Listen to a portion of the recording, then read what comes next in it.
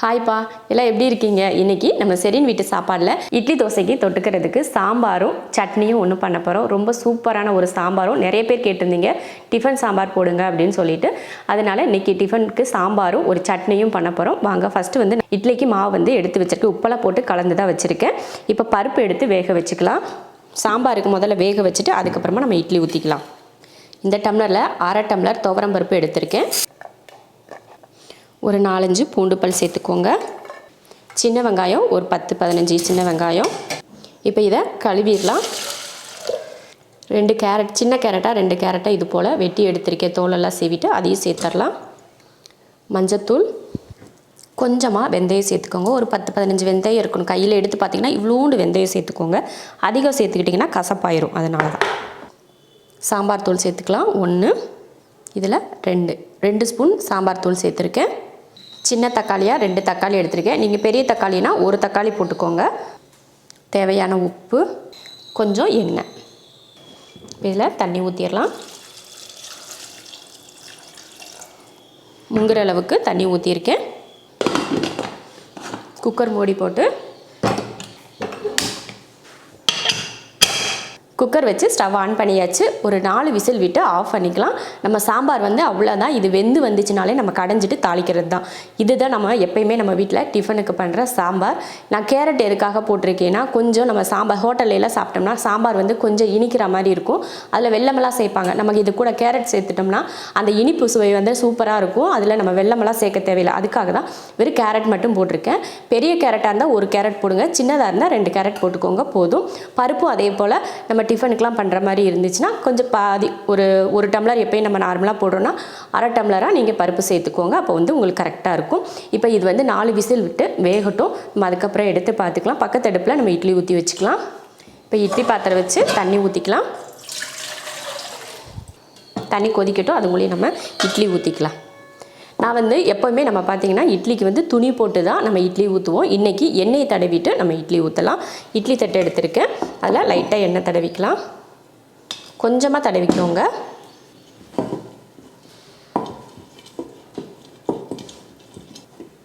நல்லா நீங்கள் ஒரு துணியை வச்சு தடவிக்கோங்க, இல்லைன்னா கையில் கூட இந்த மாதிரி எண்ணெய் எடுத்து தடவிக்கோங்க. பாருங்கள், உப்பு போட்டு கலந்து தான் எடுத்து வச்சுருக்கேன். உப்பெல்லாம் போட தேவையில்லை. நீங்கள் உப்பு போடாமல் வச்சுருந்தீங்கன்னா உப்பு போட்டுக்கோங்க. இப்போ எடுத்து ஊற்றிக்கலாம்.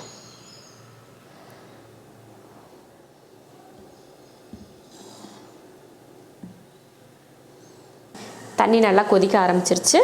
இட்லி தட்டை எடுத்து வச்சுட்டு மூடிடலாம். ஒரு 8லேருந்து ஒரு 10 நிமிஷம் வரைக்கும் வேக வச்சுட்டு அதுக்கப்புறமா எடுத்துக்கலாம். இட்லி வேக வச்சாச்சு. சாம்பாருக்கும் நம்ம வேக வச்சிட்டோம். இப்போ நம்ம சட்னி பண்ணிக்கலாம்.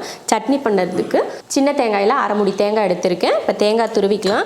நிறைய பேர் கேட்டிருந்தீங்க தேங்காய் துருவல் பற்றி. நம்ம இன்னொன்று வந்து கிரைண்டரில் துருவோம்லையே, அதையும் வச்சு ஒரு டைம் துருவி காட்டியிருந்தேன். இந்த மாதிரி ஒன்றும் வச்சுருக்கேன் இதில் துருவுறதுக்காக. இந்த மாதிரி டேபிளில் வந்து இது வந்து லாக் ஆகாது. இந்த மாதிரி லாக் பண்ணால் லாக் ஆகாது. அதனால் இந்த டைல்ஸில் இல்லை மாதிரி கல், கண்ணாடி இந்த மாதிரி இதுலலாம் இது வந்து லாக் ஆகும். இப்போ நான் பண்ணி காட்டுறேன். இந்த மாதிரி டைல்ஸில் இல்லைன்னா இந்த மாதிரி கல்லில் அடுப்பு திண்டு மேலே வச்சுட்டு இப்படி இருக்கும் பார்த்தீங்களா, இந்த இதை வச்சு இப்படி லாக் பண்ணிக்கோங்க. அமுத்தி பிடிச்சிட்டு இப்படி லாக் பண்ணிட்டீங்கன்னா அது வராது. எவ்வளோ ஸ்ட்ராங்காக நிற்கிது பாருங்கள். நீங்கள் நல்லா இழுத்தா கூட அது வராது. இந்த லாக் ஓப்பன் பண்ணால் மட்டும்தான் அது வரும், இல்லைன்னா வராது. இதுக்கு மேலே இது தட்டு வச்சுக்கோங்க. தட்டு வச்சுட்டு துருவிக்கலாம். இந்த மாதிரி தட்டு வச்சோம்னா இது வந்து நம்ம துருவுறப்ப பார்த்தீங்கன்னா இந்த மாதிரி கீழே தான் கொட்டும். அதனால என்ன பண்ணால் ஒரு கவரு இல்லைன்னா துணி எதுனா நீங்கள் போட்டுட்டு அதுக்கப்புறமா நீங்கள் துருவிக்கோங்க. இல்லைன்னா தேங்காய் பூரா கீழே தான் கொட்டும். கவரோ துணியோ இப்படி போட்டிங்கன்னா இந்த அளவுக்கு நம்ம போட்டுக்கலாம் இல்லையா, அதனால் அப்படி போட்டுக்கோங்க. தட்டு வச்சிங்கன்னா கண்டிப்பாக தட்டில் இருக்குது கீழே தான் கொட்டும். பாருங்கள், துருவி எடுத்தாச்சு. துருவி முடிச்சிட்டோம்னா இந்த லாக் இப்படி எடுத்து விட்டிங்கன்னா அது வந்துடும். அவ்வளோதான். ரொம்ப ஈஸியான ஒரு தேங்காய் துருவல்.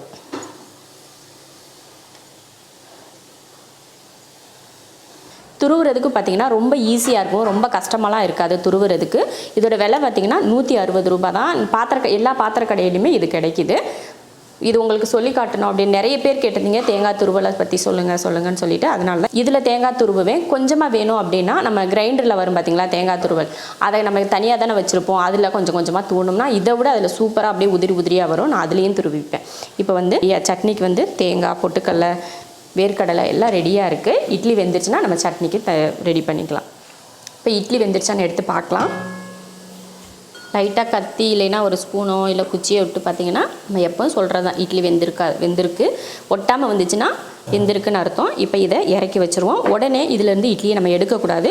கொஞ்சம் நேரம் ஆற விட்டு அதுக்கப்புறமா தான் எடுக்கணும். அப்போ தான் பிஞ்சு போகாமல் இருக்கும்.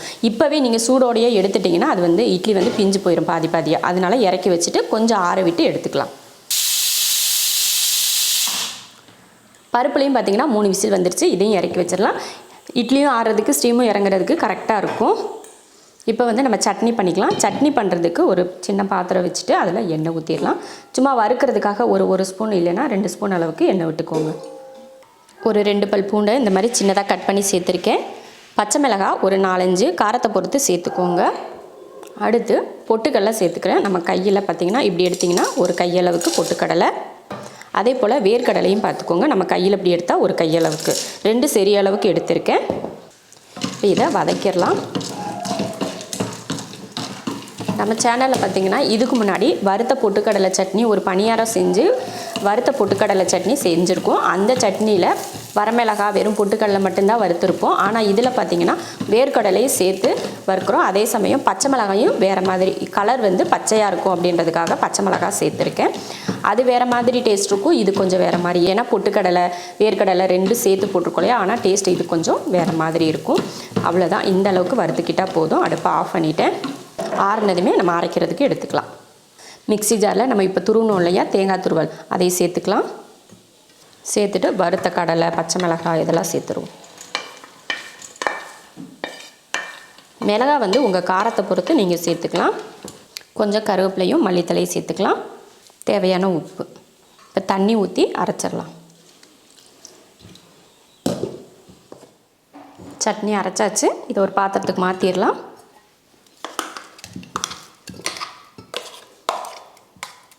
இப்போ தண்ணி ஊற்றிடலாம். மிக்ஸி ஜாரை கழுவிட்டு தண்ணி, உங்களுக்கு சட்னி எந்த அளவுக்கு வேணும் அப்படின்னு பார்த்துட்டு தண்ணி சேர்த்துக்கோங்க. இல்லை ஒரு சிலருக்கு பார்த்திங்கன்னா கெட்டியாக சாப்பிட்றது பிடிக்கும், ஒரு சிலருக்கு வந்து சட்னி வந்து தண்ணியாக இருந்தால் பிடிக்கும். அதே பொறுத்து நீங்கள் தண்ணி சேர்த்துக்கோங்க. சட்னி ரெடி. அடுத்து தாளிச்சிடலாம். தாளிக்கிறதுக்கு எண்ணெய் ஊற்றிக்கலாம். எண்ணெய் பார்த்திங்கன்னா நல்லா காஞ்சிருச்சு. கொஞ்சம் கடுகுளுந்து, அடுத்து கருவேப்பிலை. இப்போ அடுப்பை ஆஃப் பண்ணிடலாம். ஆஃப் பண்ணிவிட்டு சட்னியில் ஊற்றிடலாம்.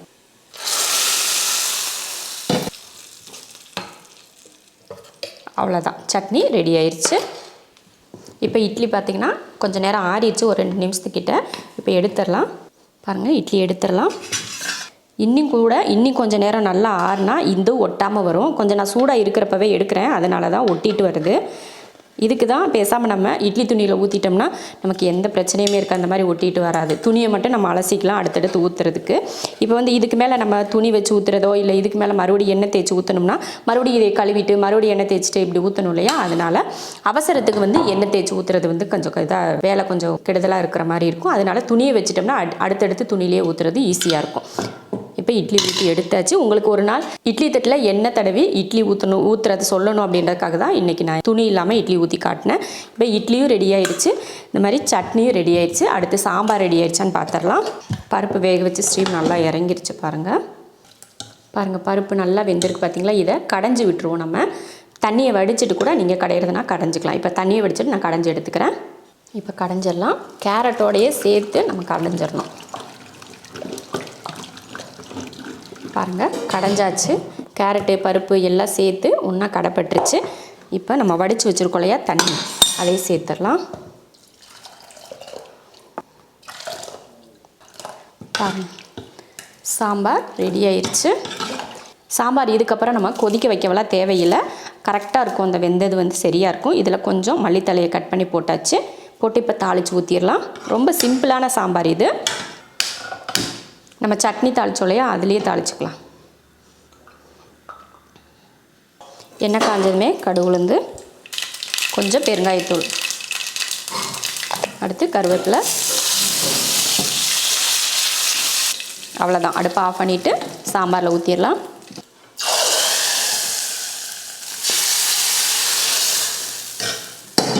சூப்பரான சாம்பார் ரெடி ஆயிடுச்சு பாருங்கள்.